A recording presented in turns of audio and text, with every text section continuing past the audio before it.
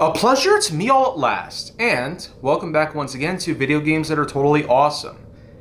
I feel like that for this trilogy, I might as well say, it's actually a bit more than a trilogy, but a certain Sega series that first started off as a massive success in the arcades and eventually made its way to home consoles.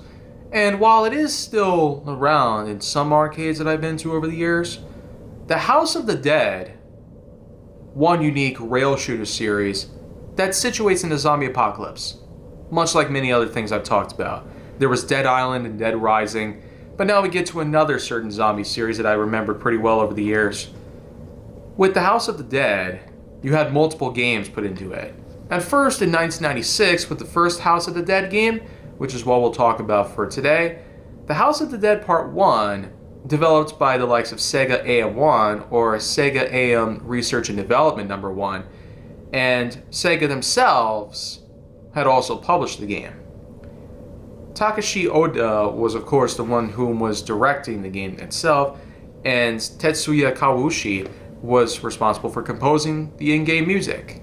Whether it be for the original arcade, or it would of course be for the home console variants, in which that most arcade games will be ported to throughout the 90s. It's important to note that with some instances, the arcade ports that go onto home consoles don't do so well. Some unfortunately get butchered. Some popular arcade machines that used to exist out there, from Street Fighter to Pit Fighter, and eventually other such properties would also be put together here. But it's important to note that some console variations often get rushed and or butchered. But in the case of the House of the Dead, it's a good example of how they actually did a good job with it.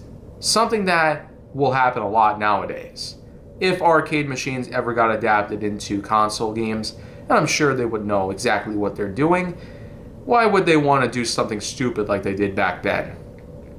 Anyways though, the House of the Dead focuses on a very specific goal: to be the top agent, to enter a mansion full of the undead, and to shoot them down all at once.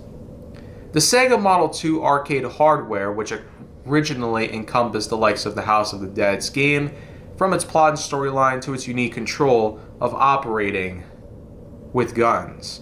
Guncom support, for the most part, was activated in these games themselves. And while critics actually gave a lot of good reception to these games, much like with the Resident Evil games, both of these zombie video games would become a unique staple for years to come.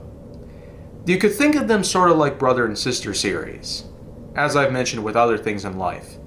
But with the main storyline, the House of the Dead, unlike Resident Evil, doesn't quite focus on utilizing so-called tank controls.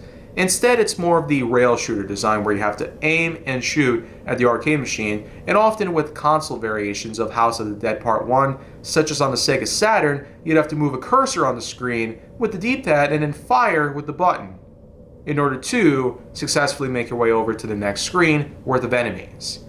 Rinse and repeat, of course, until you have various cutscenes and other things take place.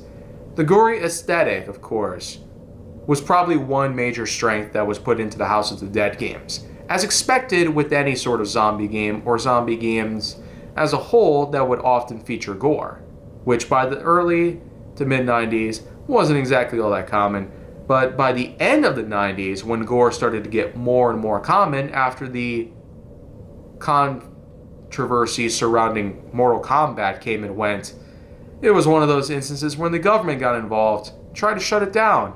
But when the rating system came around, everything was settled, and blood and gore now got featured for all mature rated audiences. Anybody like myself have been exposed to a lot of it over the years. Doom, Elder Scrolls, Dragon's Dogma, just to name a few. But for the plot itself, it takes place in Europe. Roy Kurian, a biochemist and geneticist, is apparently obsessed. The DBR Corporation, which of course Kurian is known to work in, is his spot in which that he officially goes a little too far with his research. This so-called research that he has done takes place in the year 1998. around the same time that Resident Evil 2 came out, and was likely set in just as well. AMS agents Thomas Rogan, as well as another agent that you get to play as well, because there are co-op functions in this game. He receives a distress call that he and his partner G, both agents, are to fly over to Europe, in which that Kyrian has supposedly unleashed a series of creatures because of his obsessive research. Yeah, it's that same sort of thing that we had seen with Resident Evil, in which a certain scientist of a certain underground bunker in a certain facility that is located a while away from certain civilization, he becomes obsessed himself to the point in which that he doesn't connect very much to life outside the lab or his family. And we know that with Resident Evil, there's been a variety of different things that happened just at that point as well. But with House of the Dead being a rail shooter, and with Resident Evil being survival horror with tank controls at first, until they managed to fix those up after a little while. These games are both unique for zombie games and for storylines that were more than just simply interesting, to say the least.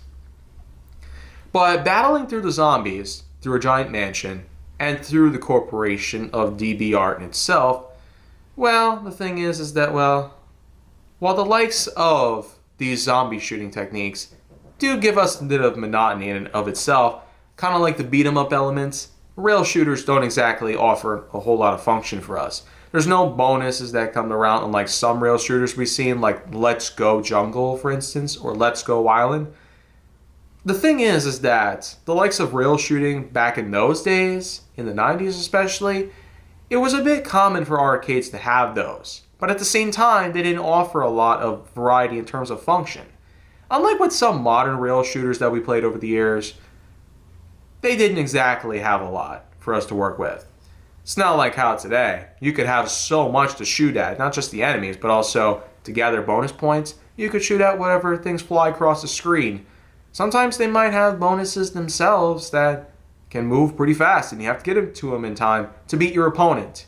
Because most of these modern rail shooter games, like Let's Go Jungle, Lost Island of Spice, they do offer the co-op challenge so that you can play with a friend.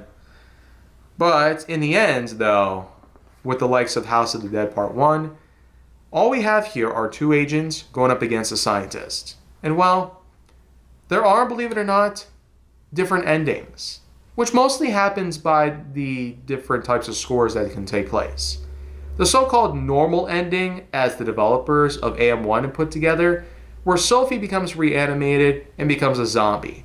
With the true ending, Sophie becomes alive, and the third ending, Sophie is absent. Well, this basically goes through after you basically defeat the final boss. Well, Kyrian and a giant magician. A powerful creature. Yeah, if you thought that the Tyrant from Resident Evil 2 was incredible, well, check out the Magician. Oof. I wonder if there's a death battle in progress. Yeah, Whiz and Boomstick. Put Tyrant and the Magician together at some point. Resident Evil versus House of the Dead. Do it. Now. But you know what, though? Until something like that does actually take place, what I will say in terms of my final scoring, the game itself has a lot of strengths. You know, it became such a big success at the time of its release. Critics gave it the same sort of appeal that they did with Resident Evil, considering both games came out around the same time. One was more of an arcade, the other was a well-known classic on the PlayStation. And while they both are not exactly connected with each other, many consider them as brother and sister franchise because they both happened there at the same time, and they both carried on to the present day. House of the Dead is mainly still a big staple in the arcades, and not so much as a console variant of shooter games. But maybe someday we'll see more House of the Dead console releases. And in the same way that Contra, another popular game in the arcades and consoles, still continues to get games, including a compilation of their best hits between 1987 and to the present time. A unique collection, basically, like an anthology. It's safe to say that with House of the Dead, Resident Evil's success is still incredible at this point. And 4 Remake, the best Resident Evil remake they ever made. No doubt about it. If they remake Part 5, I will so join in on that craze. But until that happens, we got a little while to go before something like that happens. Anyways, though, my final scoring for House of the Dead Part 1. Unique storyline. It allows for people to go through a mansion and a lab and eventually fight a magician at the end that Curien unleashes. Woof! Talk about quite the ordeal there. But for my final scoring, it's a 7.9 out of 10.1. It's mainly the starting point in the franchise, but I'll have lots more to say about the sequels. 2 and 3 especially will be my main focus for the rest of this week. I probably won't go into that much details on most of the other games that were involved in the franchise, such as the 2009 House of the Dead arcade game, but I'll probably touch upon that briefly next time.